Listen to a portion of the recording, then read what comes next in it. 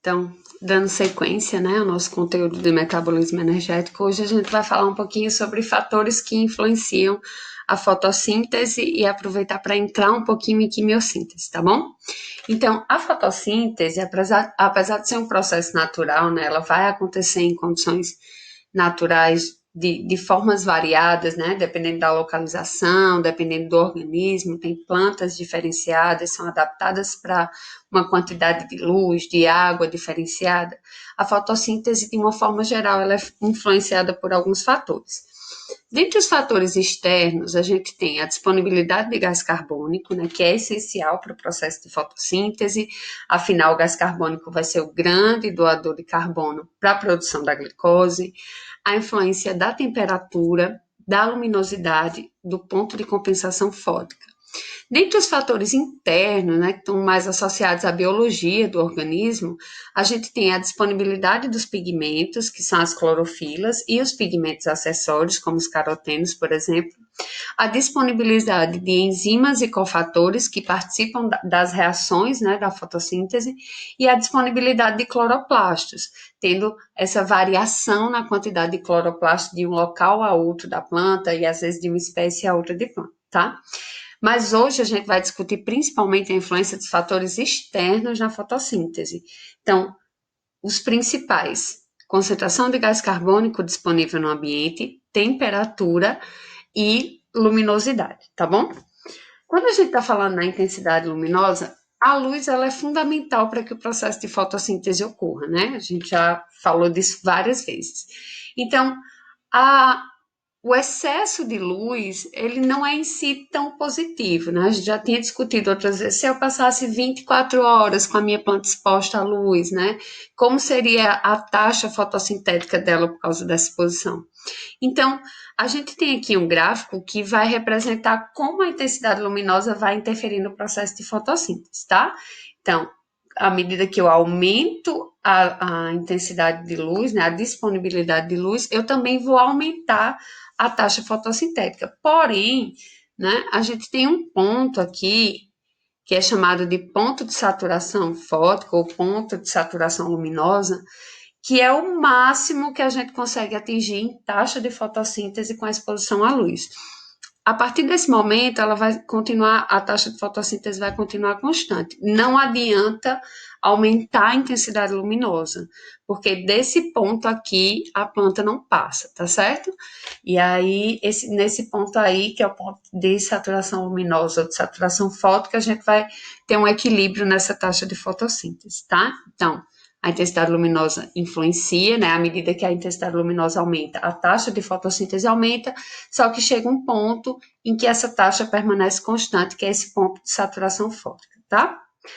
Concentração de dióxido de carbono. O dióxido de carbono ele é fundamental para o processo de fotossíntese acontecer, né? E a partir do momento que a gente vê o aumento na concentração de gás carbônico também vai produzir um aumento na taxa de fotossíntese. Mas aí existe um ponto, né, que é em que a disponibilidade desse gás, mesmo que ela aumenta, vai continuar uma taxa estabilizada, né, uma taxa constante.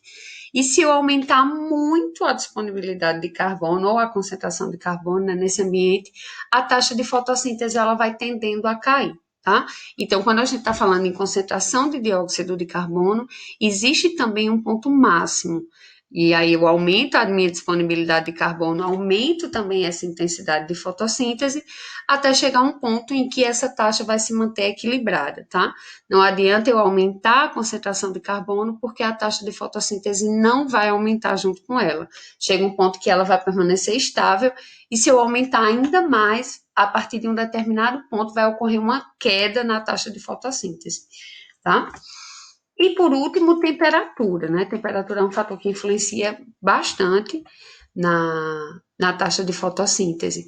Então, o que é que eu tenho? Eu tenho que o aumento da temperatura até determinado ponto, ele também vai provocar um aumento, né, na taxa de fotossíntese. Então, digamos que eu comece com uma temperatura mais baixa, né, lá embaixo, eu tenho, depois de um tempo, à medida que eu vou aumentando essa temperatura, eu tenho também um aumento na intensidade da fotossíntese, tá?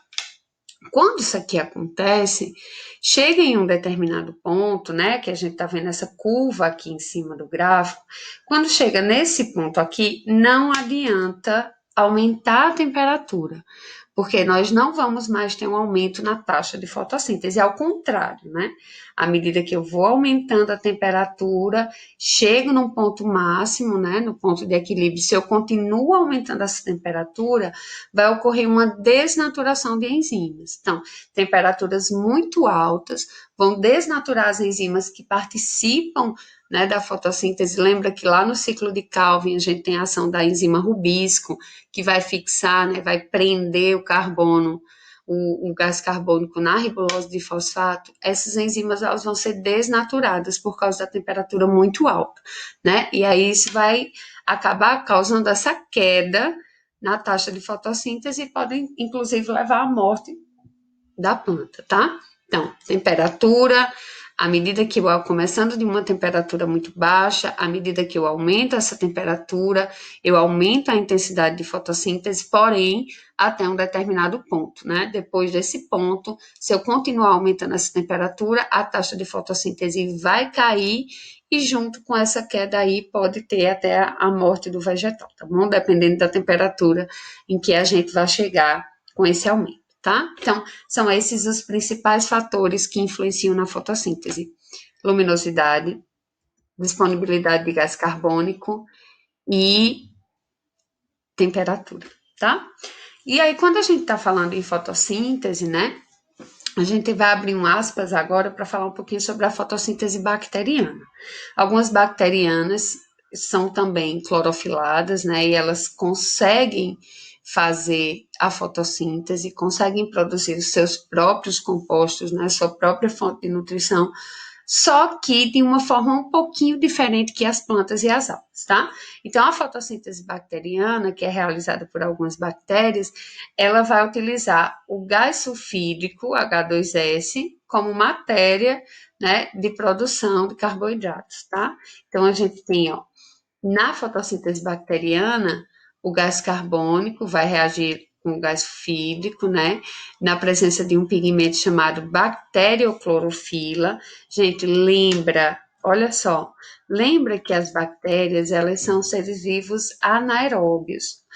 Algumas, né, são anaeróbicas, então elas não conseguem degradar o oxigênio. Outro ponto importante para a gente lembrar das bactérias é que elas são procariontes, então elas não têm organelas celulares. Se elas não têm organelas celulares, elas não têm cloroplastos, né? E aí, como elas não têm cloroplastos, todos esses processos referentes à fotossíntese vão acontecer lá no hialoplasma, que é o citoplasma dessas bactérias, tá certo? Vai acontecer lá. Então, a gente tem bactérias fotossintetizantes, como as bactérias sulfobactérias, que são bactérias que vão degradar o enxofre, né? E aí elas degradam o enxofre na presença de luz, então elas também necessitam da luz. Elas também usam como matéria-prima, né, energética a luz para formar compostos orgânicos, tá certo? Outros compostos orgânicos. Quem vai ser o doador de elétrons? O gás sulfídrico, né? Os sulfetos. E aí, esse gás sulfídrico, ele vai fazer o papel que a água fazia lá na fotossíntese tradicional, né? Na fotossíntese das plantas. Ele vai ser o doador de elétrons desse processo. Então, na liberação, a gente tem vapor de água, então a gente tem liberação de enxofre também, né? Nesse caso, o enxofre ele é liberado como ele é excretado como pequenas partículas. Lembra que o enxofre, né? Ele é um elemento sedimentar e ele vai ser eliminado como pequenas partículas que vão ficar na bactéria até que ela coloque para fora, né? Ela vai colocar para fora depois, vai colocando esse enxofre aí para fora, tá certo? Essas bactérias que fazem fotorredução são bactérias anaeróbias estritas. Elas não conseguem metabolizar o oxigênio, tá? Então, processos de incorporação de energia para a produção da glicose. Fotossíntese, que a gente já viu, fotossíntese clássica, né? Fotossíntese das plantas. Gás carbônico e água são usados para produzir a glicose. Fotossíntese bacteriana, que vai usar o gás sulfídrico, né, como doador de elétrons, para conseguir produzir compostos orgânicos, e a quimiossíntese, que vai usar a energia de algumas reações químicas como base para esse processo, né, nas reações de oxidação, para produzir as suas substâncias orgânicas. Então, a gente tem esses três processos de incorporação de energia: fotossíntese clássica, fotossíntese bacteriana e quimiossíntese. Quando a gente está falando em quimiossíntese, né, o nome é a síntese a partir de reações químicas. Então, é um processo em que a energia utilizada para a formação de compostos orgânicos a partir de gás carbônico e água provém de reações de oxidação de substâncias inorgânicas. Então, substâncias inorgânicas vão ser oxidadas, vão liberar energia para que gás carbônico e água se convertam em matéria orgânica, tá? É diferente da fotossíntese, porque lá na fotossíntese a gente utilizava energia luminosa, lembra disso? E as principais bactérias quimiosintetizantes são as ferrobactérias, que oxidam compostos de ferro, e as nitrobactérias, que oxidam amônia e nitrito, né? E aí, nesse caso, a gente já falou sobre essas bactérias lá no ciclo do nitrogênio, né? E são de grande importância porque elas conseguem converter compostos de amônia em nitrito, e esse nitrito depois vai se transformar em nitrato, que é a substância que vai ser absorvida pela grande maioria das plantas, tá? Além de ferrobactérias e nitrobactérias, a gente tem algumas sulfobactérias que fazem isso, né? Que também utilizam compostos de enxofre, tá bom? Então, no caso da quimiossíntese, ó, a matéria inorgânica vai receber a energia lá das reações químicas, né, das reações de oxidação, para produzir a matéria orgânica, tá bom? Então, se eu só mudar aqui, só para colocar um aspas nesse processo, pronto. Então, a gente tem aqui embaixo a equação, ó, gás carbônico e água, originando glicose, vapor de água e oxigênio. Só que quem faz com que essa reação aqui aconteça, né, lá na fotossíntese seria a energia luminosa, que faria a fotólise da água, forneceria energia também para a fotofosforilação. Nesse caso aqui, a energia vem de reações químicas que aconteceram antes, né? Então, primeiro ocorre a reação de oxidação, lá de compostos inorgânicos, resulta em energia e essa energia química é usada nesse processo aqui, tá certo? Muito semelhante à fotossíntese, porém com uma fonte de energia diferente, tá? E aí, tipos de bactérias, para cá, né? Alguns seres vivos que têm essa capacidade, né, de oxidar compostos inorgânicos para fornecer energia para reações químicas próprias, né? Bactérias sulfurosas, que, né, degradam compostos de enxofre, que vivem lá nas águas hidrotermais, são águas quentes. As bactérias ferrosas, que degradam compostos de ferro, então vivem em águas ricas nesse composto, né, águas ricas em ferro, e as bactérias nitrificantes, que degradam compostos com azoto, né, com nitrogênio, e vivem na maioria dos solos. Essas a gente já tinha visto elas um pouquinho antes, tá bom? Então, falando em quimiossíntese, só para a gente fechar, tá? Quimiossíntese é o processo no qual alguns organismos, né, no caso bactérias, utilizam energia que veio de reações químicas anteriores, né, reações de oxidação, para fazer, né, para produzir os seus compostos nutritivos, no caso, os seus compostos orgânicos, tá? Essa é a grande diferença a diferença, né, da quimiossíntese para a fotossíntese.